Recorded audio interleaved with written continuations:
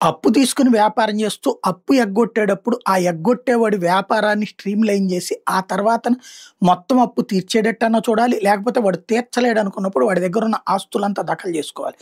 అలా కాకుండా అటు ఇటు కాని పాత్ర పోషిస్తే మోడీ సర్కారైనా అపప్రద కాదు, అవమానాల్ని ఎదుర్కొంటుంది, అవినీతి ముద్ర వేసుకుంటుంది.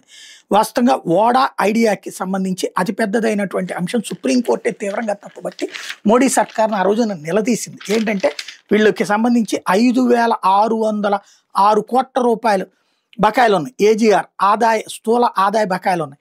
దానికి సంబంధించి కట్టలేకపోతున్నారంటూ వాటి మీద ఎందుకు యాక్షన్ తీసుకోవట్లేదు మీరంటూ సుప్రీంకోర్టు కేంద్ర ప్రభుత్వాన్ని నిలదీస్తే, కేంద్ర ప్రభుత్వం లేదు వాళ్ళు దాదాపు 20-30 లక్షల మందికి సేవలు అందిస్తున్నారు కాబట్టి వాళ్ళ సేవలు ఎక్కడ మిస్ అయిపోతాయి అని మేము వాళ్ళని చూస్తున్నాం. జాయింట్‌గా ఏదో ఓ ప్లాన్ చేస్తున్నాం. వాళ్ళు ఎగ్గొట్టేది ఎంత, వాళ్ళు ఇచ్చేది ఎంత ఇదంతా చూసుకొని మేము చూసుకుంటా వదిలేసేయండి అంటే సుప్రీంకోర్టు కూడా ఒప్పుకుంది. అంటే అప్పెగ్గొట్టేవాడికి కొంత తగ్గించి డిస్కౌంట్ ఇచ్చి అప్పుని మేనేజ్ చేసేటటువంటి ప్రయత్నం ప్రభుత్వం చేస్తుంది. అదేమంటే ఒక 20-30 లక్షల మంది ఖాతాదారులు. ఓడ ఐడియా లేకపోతే దేశం ఏమైనా నష్టపోతుందా? వేరే సర్వీసెస్‌కెళ్ళిపోతారు.